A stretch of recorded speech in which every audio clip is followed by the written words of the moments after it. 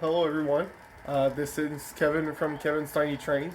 This is just a short update on the HO scale layout that you see over there. We will do a small tour of all of the upgrades and track changes and everything I've done. Some has been seen on stream, some haven't. So if you haven't seen that, I missed last Monday, but I'm usually on live streams every Monday night. Sometimes it's HO scale, sometimes it's N scale. So I'll invite you to come over and participate in the streams. You're all welcome. So here we go for a small tour of the HO scale layout, explaining all the upgrades.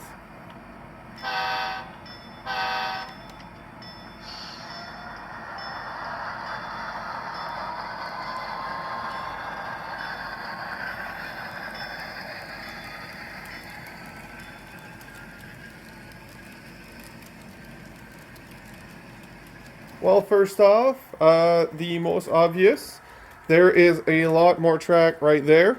This is the extension that I'm currently working on. This area is still very much of a mess and is far from done. But this whole track, this is not staying. This part, this is going to be a curve that goes to the outside there. But in the meantime, to back my train down and bring them back up for fun, I've installed these this long straight piece. Same for the top. Here, there will be more wood and an extension in straight. This one will stay straight. It's just in the meantime, it stops there. I currently have these locos parked off because it's on DCC right now, and those are DC locos. My new Via E8 that I love so much, unfortunately, is DC. It will get upgraded later, and this one will have a beautiful sound decoder in it, a proper sound decoder, because I want the full experience. Rapido did such a great job. I'm not cutting down and cheaping out. The reason I didn't get the DCC version is because there was none left available. So that's for this part of the track. This part, the incline, I still need to do some work here where the turnout is. I'll move this car away. The transition from grade to flat is a little too harsh for my passenger cars. I've been trying to work on the passenger cars because these are the only one having the issue. So I'm not sure if correcting the passenger car is the way to go or correcting the track. I understand that correcting the track would allow for every car to just work regardless of what I do, what I buy, but at the same time, if there's only a very small percentage or small amount that are problematic, I really don't think that changing a whole track plan for 4 cars is the way to go either, especially since it's something that's fixable. I just need to put spacers between the trucks and the car itself to allow more movement front to back. So this is why I'm not sure on what I'm doing about this, but it's there. Also, since I'm in this area, the control center has been upgraded. Yes, it's a mess right now because I'm currently working on it. And right now there's only a single lonely switch, but this panel flips up to work in the wiring behind it. If I move stuff out of the way, I can flip it up and it goes completely flat up like so.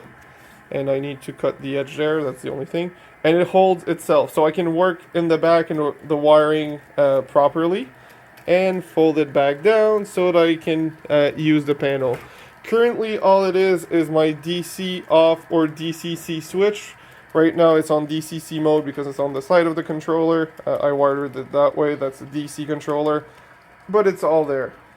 Next up is the middle part of the layout. I've added this diamond right there, which adds a level of complexity or intriguing, like a more intriguing part to watch the train go. It's just a simple 60-degree diamond that I've installed there with two 30-degree turnouts on each side. This side goes to some sidings that were originally going to be a passenger train station, but I don't have enough space in the way it's configured to put my trains there. They're all too long. So this is going to turn into a freight area. I'm not sure what kind of freight or what industry will be there, but that's what it's going to be. For now, it's just parked there. There's just a bunch of trains there. This will be, the end will be covered in a tunnel. The other part goes through the middle of the table. The reason for this is I like running trains through scenery, but I think it's more fun when it goes through the middle of the table. It's not just a loop out around the scenery. So this allowed me to have this used the Y that was already there, and a turnout I already had on hand. Plus, by going through the middle of the table, I could set up my slot car jump, which is quite entertaining because the cars only jump over certain freight cars, not the passenger cars nor the locomotives, making it more intriguing or calculated, I guess I could say. You need to know whether you'll pass or not, and if you know you won't pass, you need to stop at the right spot, otherwise you won't jump over. So there's that. I will switch the trains in a bit just to watch the train go through this. Another thing that I've done other than buying a lot of things, because who doesn't like buying trains like these two freight cars or this locomotive like I showed in the beginning, or a lot of tracks, or even stuff for the layout, is adding marker lights in front of the my engine right there, my F units. Now the LED in the front also has two small LEDs, one on each side. We will see it better when it comes back. And these LEDs are twin color LEDs, which means that there's 3 wires and there's 2 colors. There's white and there's red. I thought it was the more realistic option. I will show you now that it comes around. So this is, right now you can see the white LEDs because it's in forward mode. And when it stops and starts to reverse, the main LED goes dimmer and the red LEDs come up. The marker lights come to red. So now I'll pull it back forward. We will see it again in the proper color. You saw how bright the wall got because of the engine. The main LED became back red and the marker lights are white as intended. So we will stop the train and just change direction to see the lights properly. Originally, when I wired it, the headlight wasn't supposed to stay on. It was supposed to be completely off. Even though I checked my wiring pretty much everywhere, where I couldn't see any arcing or jumping or any contacts, there's still a little bit of residue power going through, and you can see it blink that way, and it always stays a lot dimmer, but it blinks a little bit. I need to check my wiring again, but because it's complicated and actually adds the locomotive, I'm leaving it as is. Also, this is a cheap decoder, so it might let some residue or go through. These are the Lace DCC Chinese decoders. I don't know if I'd recommend them. I mean, they're really cheap and they work, but they're more sensitive and fidgety to program with a Digitrax controller. So I don't know. I prefer regular Digitrax decoders, but that's an opinion. So, and it's with my experience. And as you can see, power goes through great when it's in forward mode. I really wanted to add the little red LEDs. They might look white on camera here, but they're very much red. I'm trying to find an angle that you can see how red they are versus it looks the same color on camera, but it's very different in person. So I hope you like the update. We will let this train go forward with all of its light, and then we will move the Via Rail up the hill so we can see that one move as well. Before watching the Via Rail go up the hill, I realized I forgot to give an example of the beautiful, the inner loop running, the inner loop, or the cross city section. I'm not sure I'm going to name it. So right now, as you can see, the DCC setup is on. The light on that one is on. This one is on. This one I'll have to take it off the track because this track is not isolated. This is the main line. it's always powered. So we will first turn off the power to the track in the middle. I can remove this one safely without creating any short. Putting it up there because I want it still displayed because it's a beautiful unit. Now I will switch to DC mode. To avoid that one from moving, we will turn off the power to that section of track, turn on the power to the middle section of track, flip the turnout with this beautiful little manual turnout controller, and let the train go. Oh, wrong direction. That way. And now you can see the train go through the inner loop, or the diamond section, or whatever you can call it. Honestly, I don't have a name for it yet. This area has 18-inch radius curves, so I'm more limited on what rolling stock can go through that part. I'm okay with it. Again, it's where I jump my slot car, so I don't want to put fancy rolling stock on it. So having smaller rolling stock go through like this way is fine. Cheaper rolling stock works great. As you can see, shorter freight cars are perfectly fine through 18-inch radius, and it adds a lot to the layout. I think so anyways, and I'm very much enjoying it. We will bring that one back in, stop it, switch back to the CC, put the VRL on, go up the hill, and now we will actually close off the video. And yes, I will leave my mistake in of saying that I'm about to close off the video when I'm not about to, just because, or you've already seen that. So I've left it intentionally to show that I've made the mistake again, because I'm good at that. Alright, let's slow it down.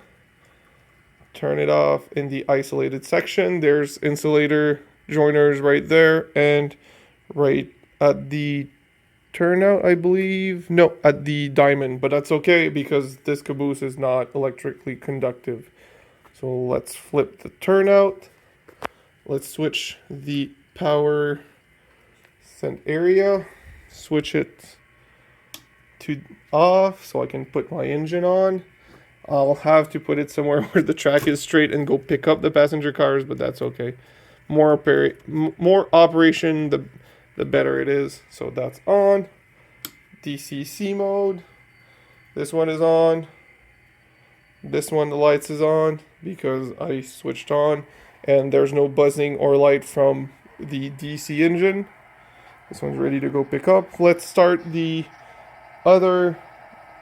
freight train on first because it's already called on my controller. Now I can switch to my VRL engine, and let's go pick up the passenger cars.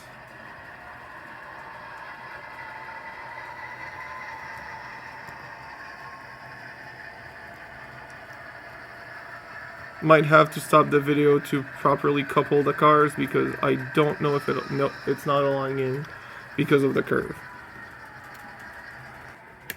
Also, I'm probably going to get a derailment up the hill because those are the passenger cars that have a hard time with the turnout area. But let's try it anyways.